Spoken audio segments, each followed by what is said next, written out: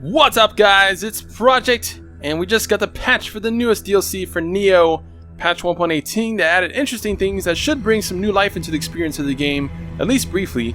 They added the Abyss mode, which is a new mode, almost like Rift mode in Diablo 3, where you go through floors of bosses and get unique items and such. The further floors you climb, the higher the rarity, but I'll get into that in the last section of this video. One of the important things they added was raising the level cap. Can't tell myself what the max is, but we can presume it's back to 750 like we had when the game came out. We come in full circle, boys. I don't particularly care for it, but I know some completionists want that max level, and in general, now you won't have to use Books of Reincarnation to change builds since your stats should cover everything to 99 or almost anyhow. Another fantastic add was the addition of new skills.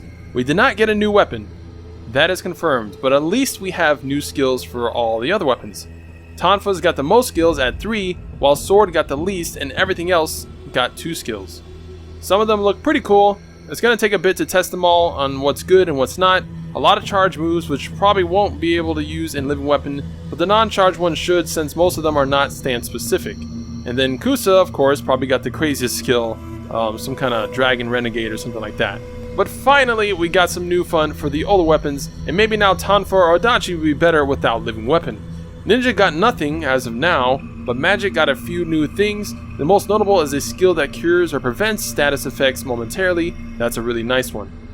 Next up is 3 new clans. First is Hosokawa, which gives you an attack boost when an enemy hit lowers your ki below 50% or less, potentially useful for axe builds. It also increases luck after defeating enemies by 33%. That is a huge boost. Great clan overall. Next is Sugaru, lessening damage and increasing damage from enemies with full life. Pretty conflicting effects, so overall not that great. And lastly is Utsunomiya, another trash clan. Attack Surge is the new attack times 2, which sucks now, and change to attack D- gives you shekels worth of damage, so unless its attack surge is unique, it's another bad clan. Toto clan, everyone's favorite overused clan, was nerfed. It is now a letter grade instead of a flat increase for stamina for the health bonus. A given nerf was way overused. Still gives nice attack though, comparable to Kuroda, which was the de facto best damage for anything not heavy armor, so Toto Clan is still pretty relevant. They added a couple new gestures and items from the tea house. Missions where you've rested at all the hot springs in the mission now show a symbol next to the Kodama count on the left, so that's useful for people hunting the platinum. Blacksmith Tomei allows the option to get more item slots, which freaking finally, now we can have 4 sets of item slots on our hotbar. Sadly, no cap on jutsu increase limit though, so you're still stuck with 40 jutsu max for ninjutsu and magic. And you can't have a patch without some nerfs. As I said, attack times 2 and nullify damage got nerfed. As suspected, attack times 2 now boosts attack by a considerable amount. It's called attack surge, while nullify works against some attacks or something, but not all of them, and only lasts for 1 hit or something. So effectively both are dead, considering the attack buff lasts like 2 seconds or something, so even worse than before. So we're gonna have to find new go-to stats, unless there's some way to make them last or something. Might be some other stuff nerfed or changed, but again, no patch English notes were released as of this recording, so finding out everything is too much of an ordeal for me to be bothered with. So yeah, this is all I can offer for now. And now for the Abyss mode, the new mode. Unsure if this would be the thing people funnel into in the late game, but we'll see. Most likely it will be, since it goes through all the difficulties and is basically like Diablo's Rift system, where you can leave and come back to the highest floor you completed. Judging by the bottom right triggers with the numbers next to them on the bottom, there could potentially be hundreds of floors, but I don't know. You'll need cracked Ultra codes to attempt Abyss each time. One sure way to get them daily is Twilight missions. Similar to Umbrasight, you can get 1 per mission per difficulty, so a handful a day, in other words, if you do both missions on all difficulties.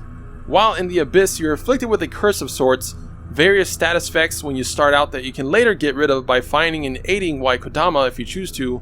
You can guide them back to get rid of these status afflictions. To get to these areas, there's 4 boats behind you when you start. They will take you to separate lands. Some are pretty complex, and also this one, perhaps it's rare, it's actually the first one I found out, but it had a ton of chests and breakable stuff that all dropped a ton of loot. I can only imagine finding one of these when ethereals become droppable would be crazy.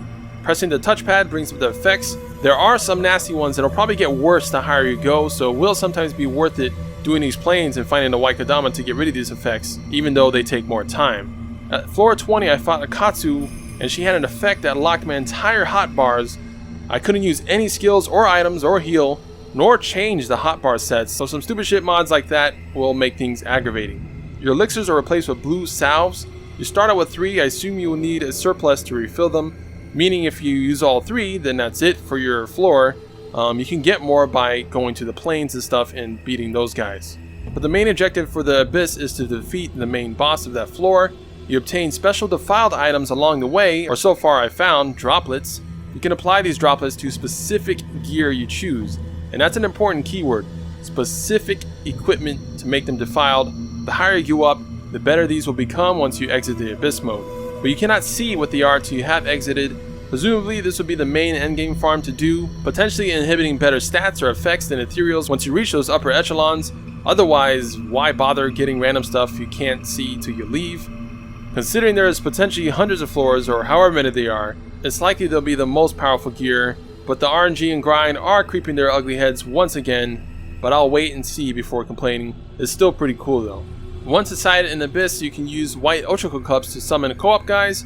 Up to 2 additional people can join you for a 3-man raid team. You can also get a smithing text for white Ochoko cups from one of the bosses, I believe.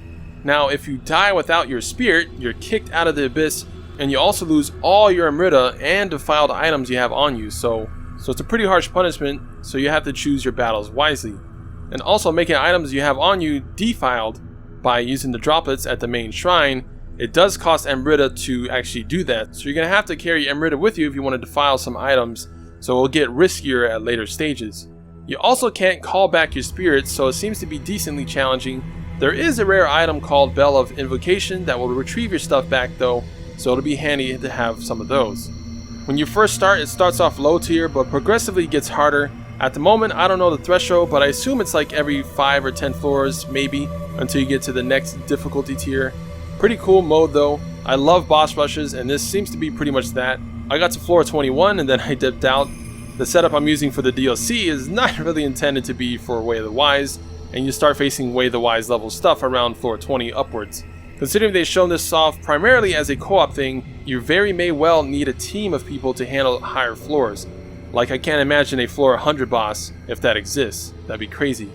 This alone has me hyped about the game again though. Screw the new difficulty if you can just climb the Abyss instead. But I've heard someone mention that you do need to beat Way of the Nioh from the new DLC after floor 31, I believe. So, meh. So for the Abysses, if you're just starting, it's better to just bum rush the boss if you have a decent build already. But later it'll be wise to also do the plains to not only get rid of status effects, but in general get rare items like cracked Ochoko you need to actually do Abysses. Make sure to talk to the white Kodama to go to the next floor though, not the middle circle. That will take you out of the Abyss, resetting your elixirs and finalizing your defiled gear. I actually did this a couple times by accident. Extremely annoying they put both of those things so close together. But yeah, it also seems to get hidden debuffs the higher you climb. Messages will appear around every 5th floor or so. Unsure how to detect what they are or get rid of them, but so far they affect you while you're in the plains, searching for the white Kodama. I'm unsure if the bosses are randomized. I don't think they are. They could be, though patterns might appear for the plains to where you'll get used to it eventually. But that's about it with my brief time with it. Please share any other important things you found to watch out for or methods to handle the new Abyss mode. And that is all the major info out of the patch that I can find anyways. I'm sure there's more stuff I haven't covered, but it all came out so fast that it's a bit hard to cover all the nooks and crannies of this 7GB patch. Perhaps I'll try to cover the new skills and finding out what's the best option now for each weapon at a later time this week. Bloodshed N releases tonight for some. I imagine NA, North America, USA, the West, whatever you want to call it, won't get it till about 10 or 11 a.m. tomorrow if it's anything like the past DLCs. So have fun out there for anyone that gets it early. I'm mainly talking about Japan and Europe. I will be doing a Let's Play as normal for the new DLC. I'm actually more excited now after the patch. Curse you, Team Ninja. Just when I thought I was out, they pulled me back in. I'm going with Tonfas this time. I actually decided to use them before the new skills, but the new charge move is actually pretty damaging. Unfortunately, you can't use it in living weapon, but in general, Tonfas are my favorite weapon, I think, from just normal play, not spamming one skill kind of build. So I hope you guys enjoy this video and look forward to my playthrough tomorrow. and maybe potentially build videos, we'll see. If you liked the video, leave a like, and the question to answer for you guys in the comments is what weapon do you plan to use in the last DLC, Bloodshed's End? Sound off in the comments below, and make sure to subscribe for more Nioh epicness.